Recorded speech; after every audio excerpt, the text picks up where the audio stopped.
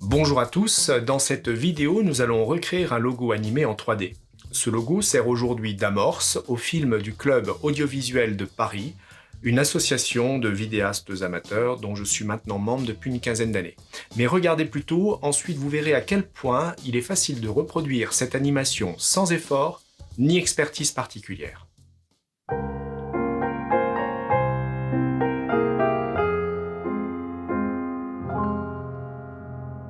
Alors avant de commencer, je vais quand même vous expliquer en 2 mots ce qu'est le CAP, ou Club audiovisuel de Paris, l'association dont je vous ai dit faire partie. Je m'appelle Olivier Grandy, je suis vidéaste amateur et j'ai rejoint cette association en 2004, c'est-à-dire bien longtemps après sa création puisque le CAP a été fondé en 1933.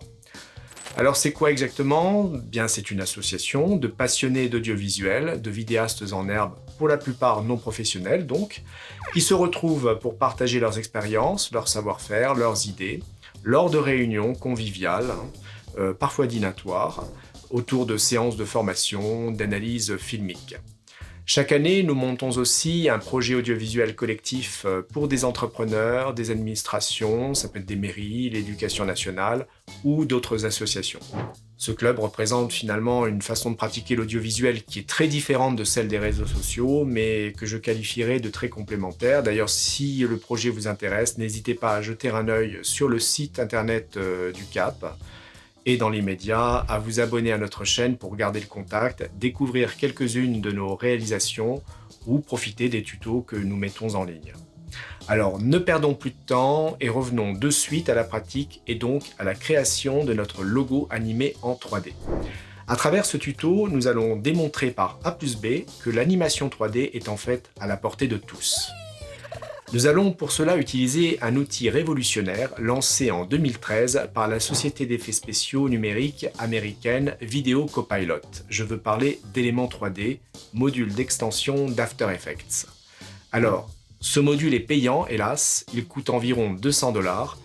Vous pourrez l'acheter et le télécharger depuis le site de Video Copilot, où vous trouverez d'ailleurs une présentation assez alléchante du module et aurez accès à toute une série de tutos gratuits en anglais, certes, mais excellent pour les motion designers en herbe.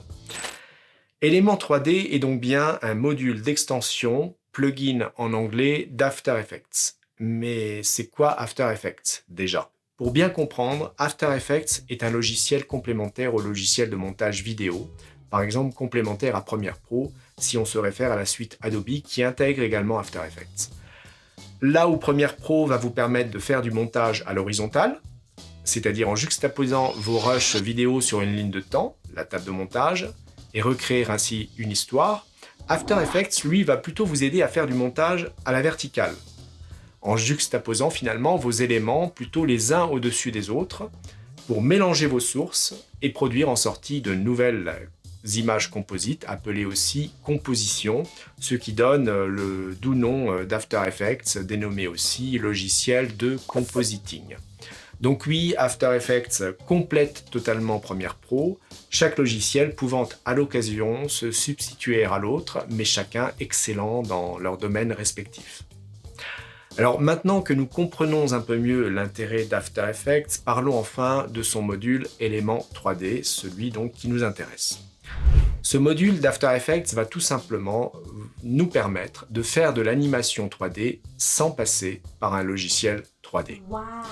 Pour mieux comprendre à quel point cela va nous simplifier la vie, rappelons comment s'opère une animation 3D classique lorsque, justement, on n'a pas la chance de disposer d'éléments 3D.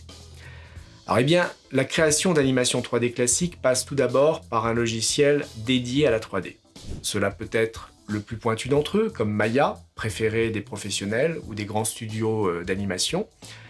Ça peut être l'open source gratuit mais non moins puissant Blender, le très implanté Studio Max ou encore le préféré des motion designers Cinema 4D, que d'ailleurs personnellement je préfère aussi puisque je trouve que sa courbe d'apprentissage est assez rapide somme toute et ce logiciel a en plus le mérite d'offrir une intégration avec After Effects qui ne fait d'ailleurs qu'asseoir ce succès auprès des motion designers.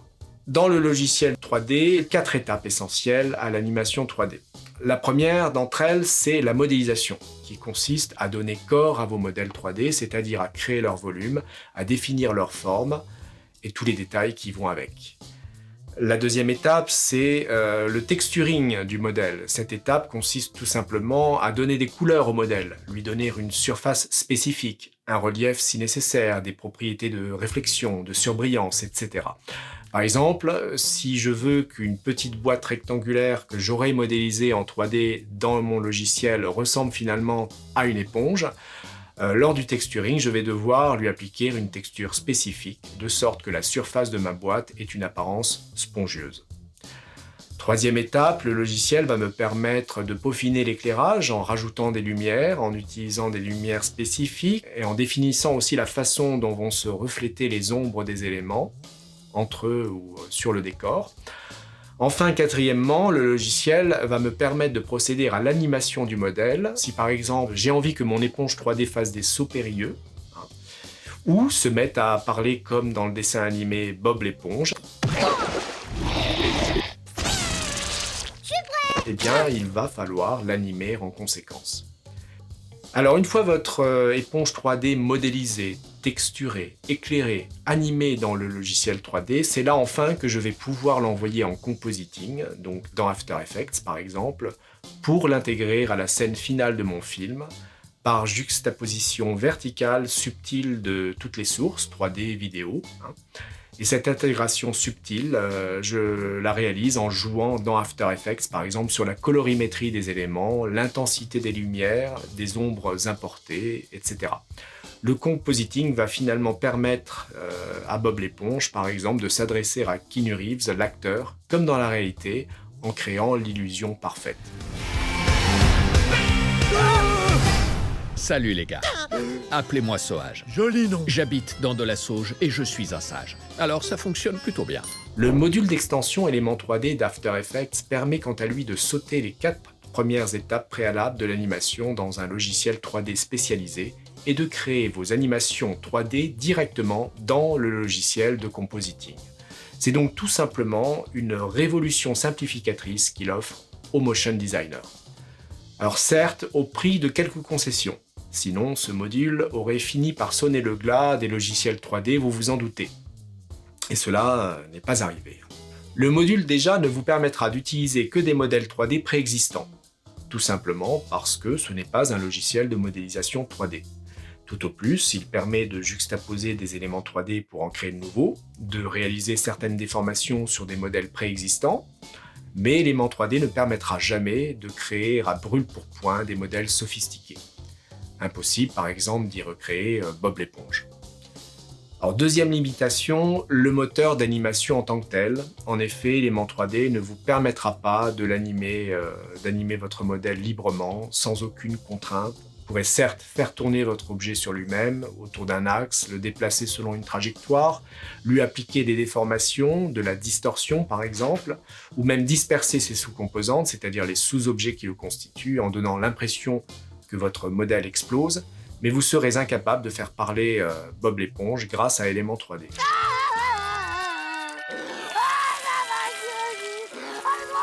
Alors vous allez me dire, ce module ne me servira pas à grand-chose avec autant de contraintes. Eh bien, je ne dirai pas cela malgré tout, car le module vous offre encore de très belles marges de manœuvre pour réaliser des animations bluffantes avec un taux d'effort minimal. Apportons tout de suite la preuve par l'exemple et sautons sans plus attendre dans After Effects à la découverte d'éléments 3D. Il est en effet temps de recréer le logo animé du Cap grâce à Element 3D. Alors nous voici sous After Effects. Donc nous allons créer une nouvelle composition. 1920, 1080, 25 images par seconde. On est donc au format PAL, je valide. Donc là, je vais charger mes éléments, CTRL-I comme import. J'ai besoin de mon logo. Ici, il est sous forme vectorisée, un fichier Illustrator. Je peux très bien l'avoir en PNG, en JPEG, en GIF. Du moment qu'il est en haute définition, c'est quand même préférable. Et ensuite, ici, je prends mon petit morceau de piano qui sera la musique de fond de mon logo animé. Alors, voici donc le logo du Cap en version 2D, fichier Illustrator, je l'installe dans ma composition. Voilà, je le place ici. Et là, je vais... alors, ce qui est intéressant, c'est un fichier Illustrator. Regardez, je vais vous montrer. Si je fais S comme Scale, tout en sélectionnant le calque, je peux en fait accéder aux paramètres de taille. Voilà. Et là, lorsque j'augmente la taille, eh bien, vous voyez, l'image devient vraiment très moche, pixelisée, alors qu'on est sur un fichier vectoriel. Donc c'est un peu paradoxal, puisque qui dit dessin vectoriel dit agrandissement possible sans perte d'image. Eh bien, pour parvenir à ce résultat, il ne faut pas que j'oublie de cocher la petite option ici, transformation. Voilà, et là, vous voyez, j'utilise à plein l'effet vectoriel de mon logo.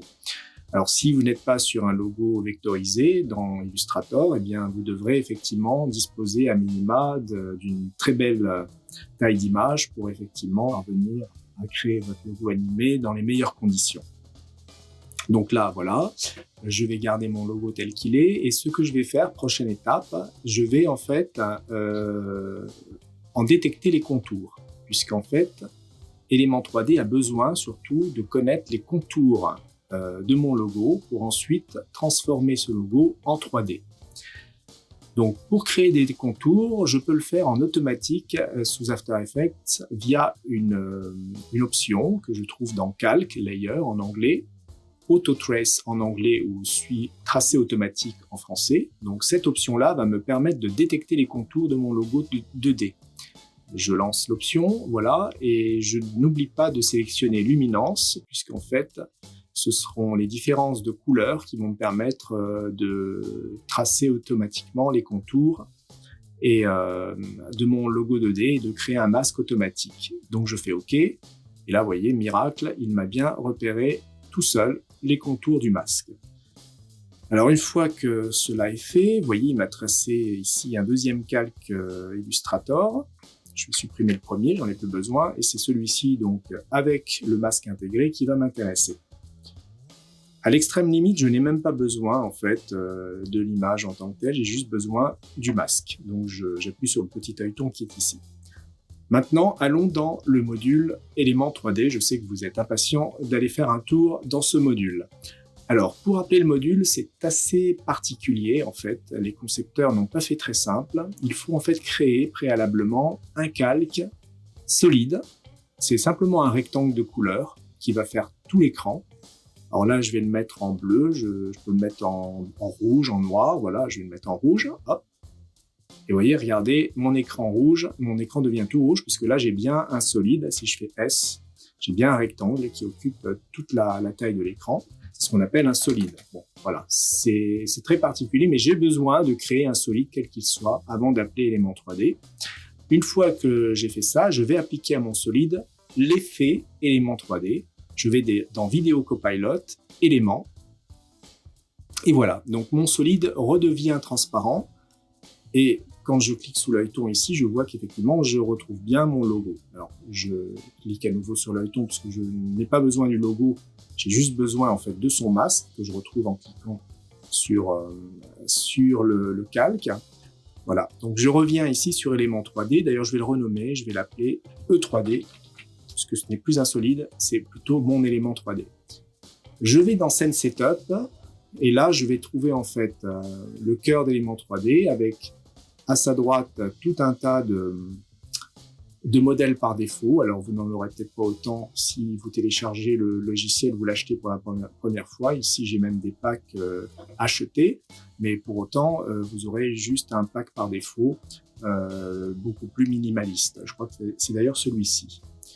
Alors, on ne va pas se servir de ça aujourd'hui. Je sors, je fais OK. On va se servir plutôt de ce calque ici pour le transformer en élément 3D. C'est ce que nous disions. Alors, pour faire cela, je clique sur mon calque élément 3D et je vais dans une option ici qui s'appelle Custom Layers. Voilà, Custom Text and Mask. Et là, le masque que j'ai créé sur ce deuxième calque, eh bien, je vais pointer dessus. Path Layer 1, masque, voilà. Je vais dans Scene Setup. Maintenant que j'ai en fait indiqué qu'il existait ce masque et que je pointe dessus, je vais l'extruder Et paf, regardez, voilà, enfin mon logo en 3D. OK. Je vais le retrouver dans ma composition principale. Il est un peu grisâtre, c'est parce qu'il manque un peu de luminosité. On est en 3D désormais. Donc ici, je vais créer en fait un calque lumière. Voilà. Je pense que ça va soigner le problème. Vous voyez, tout de suite, on est blanc, donc c'est bien. Alors maintenant, ce calque élément 3D, je vais pouvoir en fait l'animer. Alors pour cela, je vais dans le groupe 1, puisque je n'ai créé qu'un seul élément 3D, il est par défaut dans le groupe 1. Je vais dans Particules Replicator, et vous voyez par exemple, là j'ai la position en profondeur. Voilà, je vais le mettre un peu plus loin, il n'y a pas besoin d'être aussi grand de fait. Je vais le monter, voilà. Et puis maintenant qu'il est bien positionné, on va peut-être un peu le rapprocher parce qu'il est peut-être un peu trop loin à l'inverse. Voilà, je le descends à nouveau. Là, je vais chercher mon morceau musical dans la fenêtre projet. Je le descends donc dans ma composition. Je le mets au début, ici, et j'écoute un petit peu. Alors pour écouter, je lance avec la barre d'espace.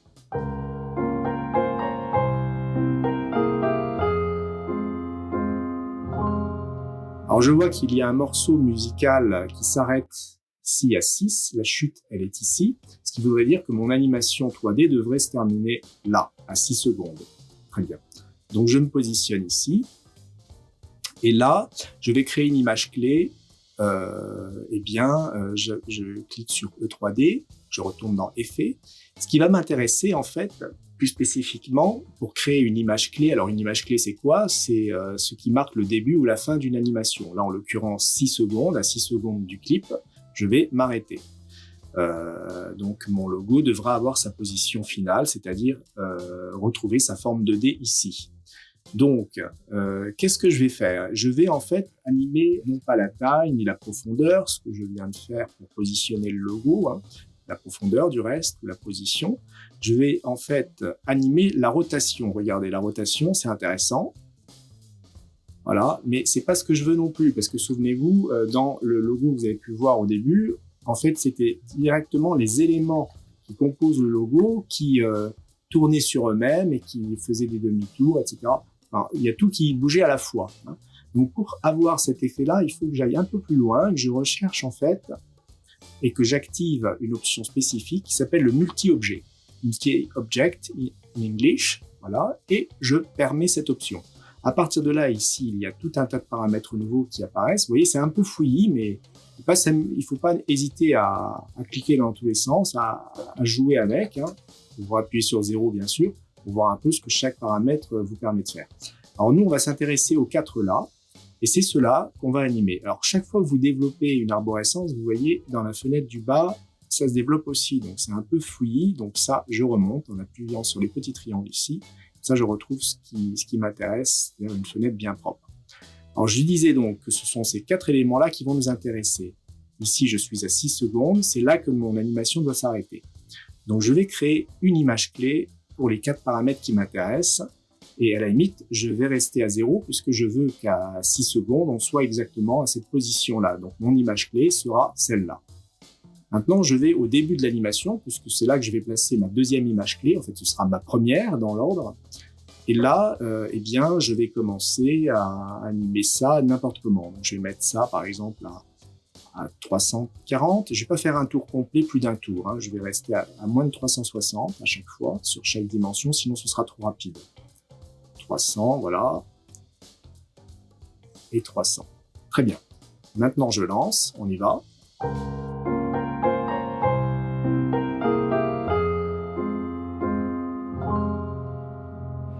Vous voyez, donc là, ça marche. Alors, si je veux voir mes images clés, je sélectionne le rush, le calque où j'ai positionné les images clés, donc le 3D, et j'appuie sur U.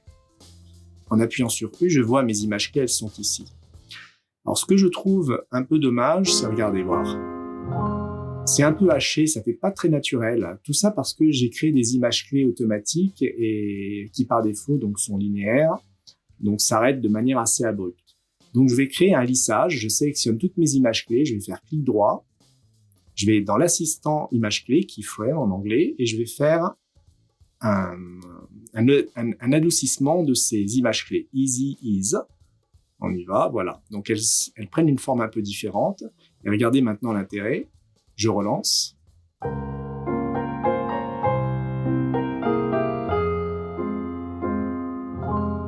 tout de suite, ça fait plus naturel.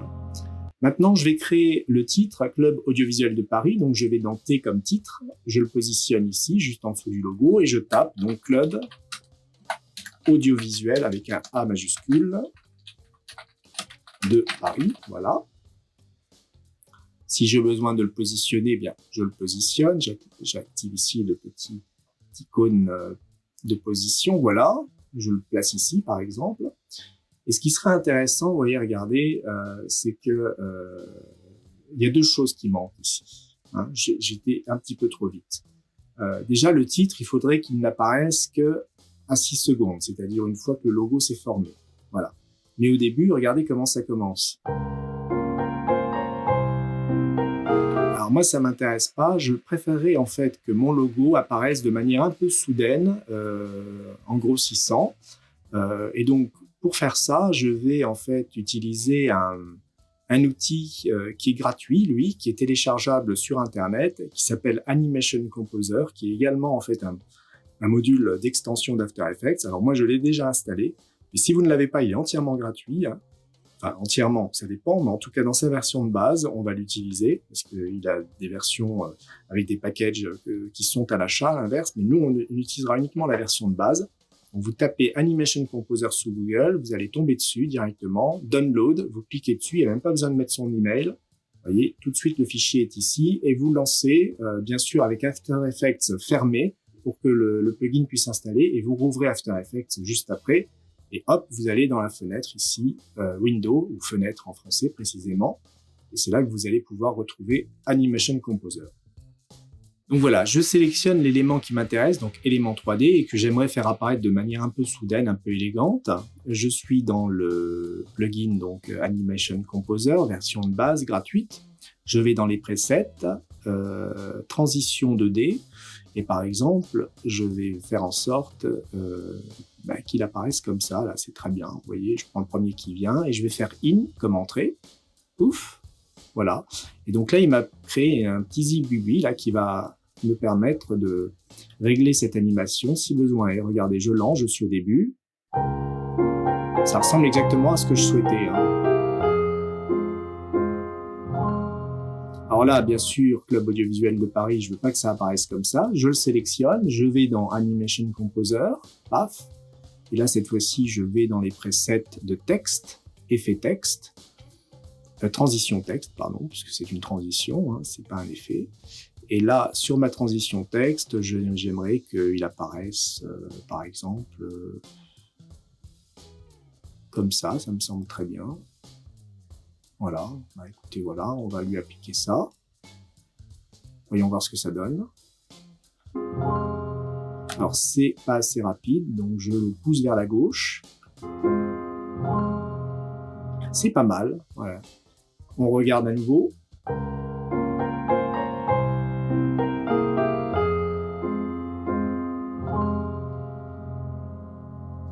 Et ben voilà. Alors ce tuto est terminé, j'espère qu'il vous aura permis de découvrir une toute petite partie des potentialités du module d'After Effects Éléments 3D et qu'il vous donne surtout l'envie d'aller plus loin encore. Nous nous retrouverons certainement autour de nouveaux tutos prochainement. Je vous propose de ne pas perdre le contact en vous abonnant à notre chaîne et je vous dis donc à bientôt. Bye bye.